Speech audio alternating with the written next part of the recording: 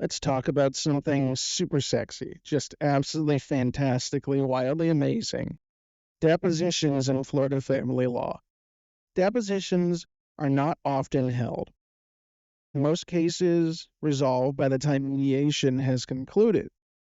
Those that go beyond mediation often end up in a variety of other discovery issues, most of which are financial, text message based, subpoena based, or what have you.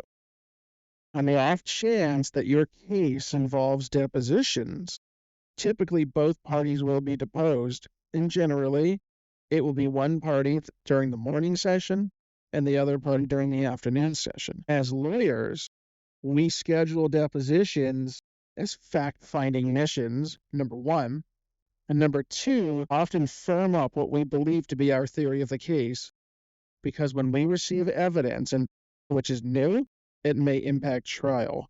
And when we receive evidentiary confirmation of what we already know, then it firms up our belief as to the questions we should ask at trial, the documents we should provide at trial, and so on and so forth. With that in mind, back to my original statement, sorry I got your hopes up, this is more of a rule-based analysis than it is anything which is wildly entertaining. But I cannot tell you how exciting depositions are to actually perform them. It is really a heart-pounding exhilaration thrill ride. You would hopefully never be in that situation, but if you are, and the other party is having their deposition taken, it often feels a lot better than having your own deposition taken. And it is a roller coaster ride of emotions, up and down and everywhere in between. The Florida civil rules of procedure are a little bit different, even though the family law rules of procedure mirror them.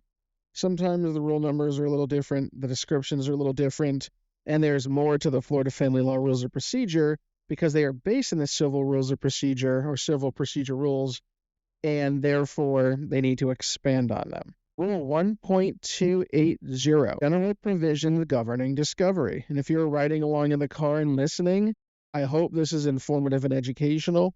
If you are involved in a family law case, while I cannot give you legal advice unless you are already our client or future client, and that has to be in a confidential session, at least you can research this and get a better sense of what happens and maybe what you do not know.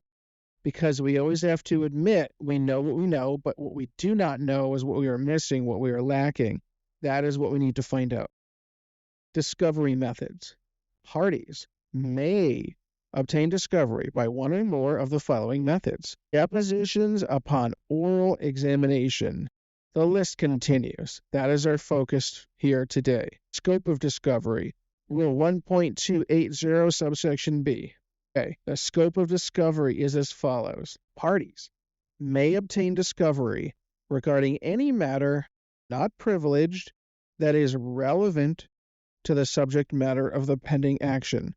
Never confuse the word relevant with what you think it means. The word relevant has a very specific legal meaning in civil cases, in family cases, and in criminal cases.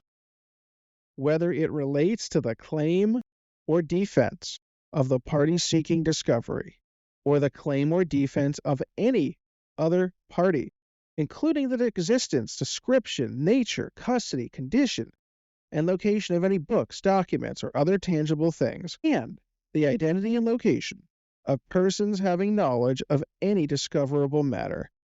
Here's the key part for family law cases if you're ever into the circumstance. It is not ground for objection that the information sought during the deposition will be inadmissible at trial as long as the information appears reasonably calculated to lead to the discovery of admissible evidence. This is why sometimes depositions are called fishing expeditions, even though they are really not. They are fact-finding missions. We are seeking to obtain the truth.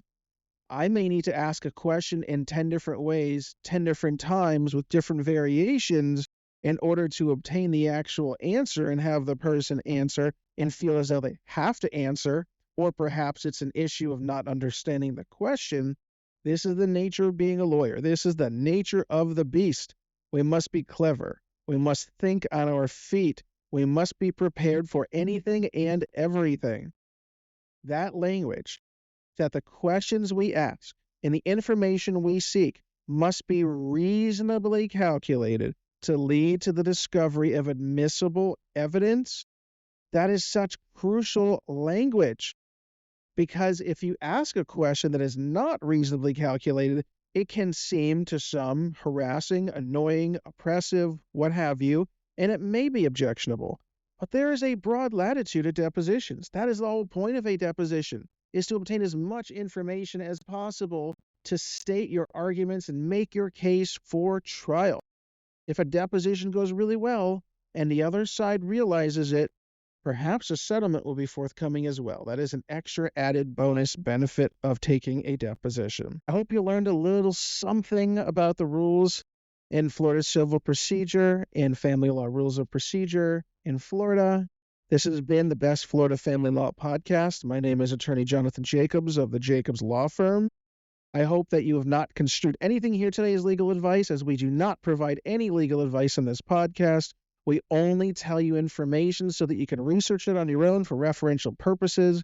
And I hope that during these recordings that my level of entertainment and my personality will keep you awake, whether you are learning about family law on a long drive and looking for something to learn or otherwise. See you next time, folks.